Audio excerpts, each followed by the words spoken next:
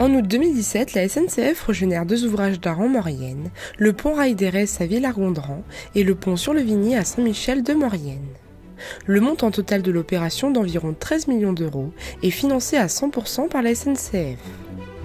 Des travaux nécessaires pour garantir la sécurité des voyageurs.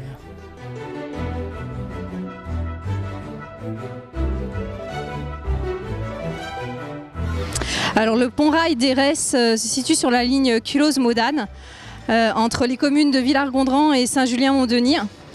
Donc c'est un pont rail qui date de 1901.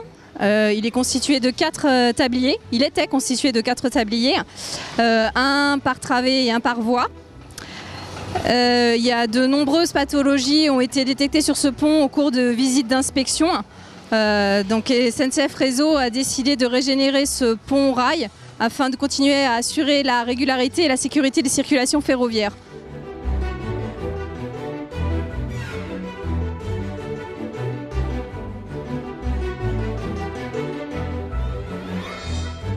Pour permettre la réalisation d'importantes opérations, la circulation ferroviaire a été coupée durant 126 heures, du 13 au 19 août.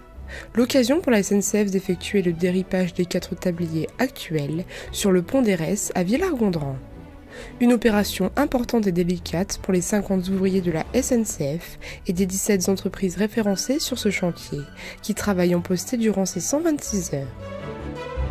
Alors ce matin, en fait, c'est l'origine de la coupure de 126 heures nécessaire à la mise en place du nouveau tablier. Donc les opérations ont démarré hier soir à minuit exactement, après le passage du dernier train. Donc la voie 1 Culose-Modane a été retirée du service, la voie 2 ayant été retirée elle-même du service il y a 2 semaines pour pouvoir préparer les travaux. Et nous avons donc entamé les travaux de création de la brèche de la caténaire au-dessus des tabliers existants.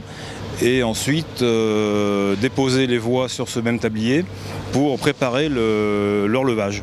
Donc aujourd'hui nous avons donc fait l'opération de levage des 4 tabliers en vue de maintenant élaborer les maçonneries nécessaires à l'assise du futur tablier sur lequel nous nous situons. Le nouveau tablier de 1950 tonnes, bétonné et ballasté, permettra de diminuer les instabilités par rapport aux 4 anciens tabliers qui pesaient à eux tous 480 tonnes. Alors le nouveau tablier en fait c'est un tablier qu'on nomme RAPL, donc c'est un tablier à poutre latérale et constitué de béton et acier.